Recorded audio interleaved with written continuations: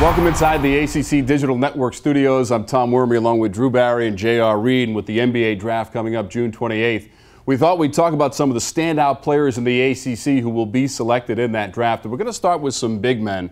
And we'll start with John Henson versus Tyler Zeller. Who might be the better professional? And Drew, let's start with you and Tyler Zeller. You know you're getting a durable guy, 7 feet tall, started every game this season for the Tar Heels, and on top of all that, Player of the Year in the ACC. Yeah, for me, this one's simple. If I'm a GM, Tyler Zeller's my pick. He's 7 feet tall, runs the floor, Player of the Year. He's a double-double a night guy. I think he's going to start. You're looking at someone that's going to come in. He's a veteran coming out of college. He's going to have leadership, double-double a night.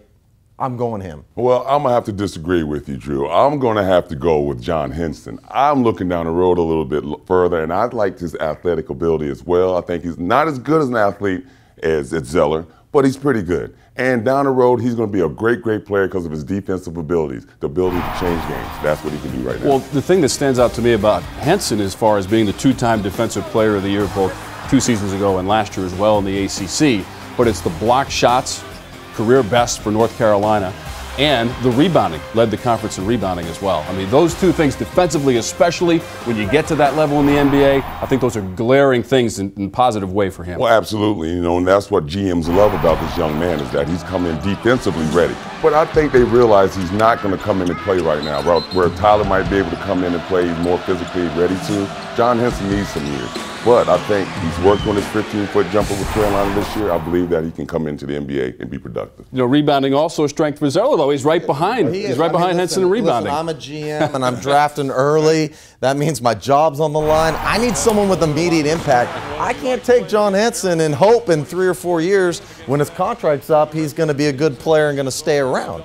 I just like Zeller. I think this kid is a can't-miss prospect. I think he's going to come in. He's going to play well. Henson, he's light in the pants. Yes, tremendous upside, athletic, plays great defense.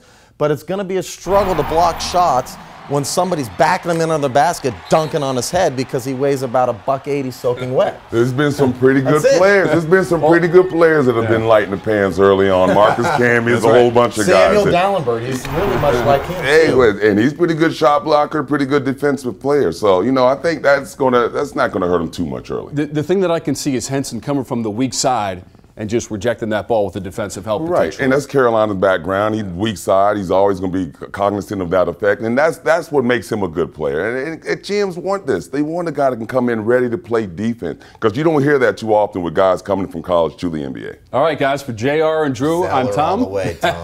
That's the story from the ACC Digital Network studios.